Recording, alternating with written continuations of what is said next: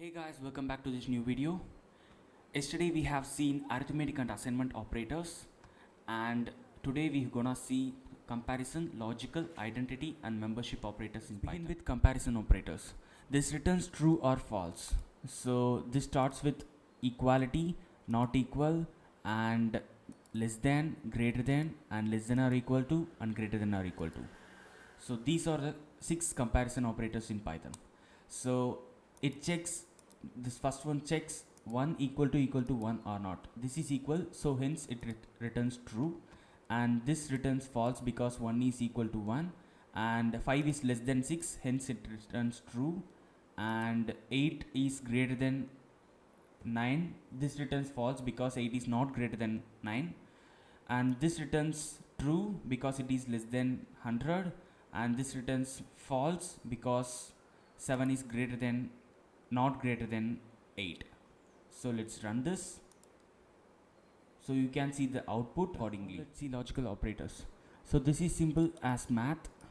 Like if both elements are true, it will return true, as in the AND statement. If it's not, it will return false. That's it.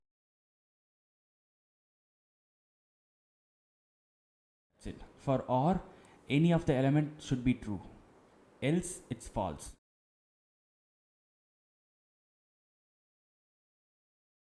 So if we run this, we will get accordingly, like a is 3, a less than 12 is true because 3 is less than 12, so this is true, this evaluates to true, and a is greater than 78, which is false because 78 is greater than 3, right? So this is true and this is false, hence it's evaluated to false because both of the elements should be true in the AND condition. A equal to 4, which means it's true, and a not equal to 2, which is also a true because a is not 2, right? So both elements evaluates to true, and true and true will give true. So this is why we get this, and here we have the same 4 to a, and this evaluates to true and this evaluates to false, but it is the OR condition, right? Because either of the elements should be true. A equal to 4, this is true, that's enough for OR condition. Like one element should be true, that's it. So we pass the condition, so we return true here, and we have finally a equal to 5, which is false, but not will invert it. If it's false, not false will be true. If it's true, not true will be false. That's it. It will invert the value. If a equal to 4 we give, it will give false here because a equal to 4, right? So it returns to true and not will change it to false. That's it. Now let's see identity operators.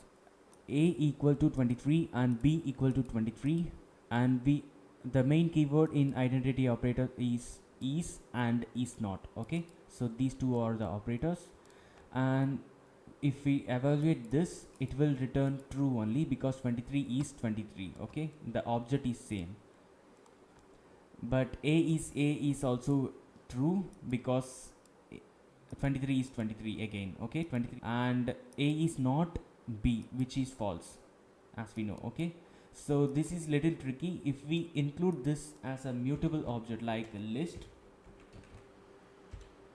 like this, so it will return invertedly, like false, true, true, because a is not actually b because these two lists are not same. Okay, so the main difference comes here. The main difference between the is and equality is equality operator. Let's say give equality operator, it will return to true only. See, because equality sees the both elements are equal or not by means of value. The 23 in a list is equal to 23 in a list, it is equal. Okay, so it returns true.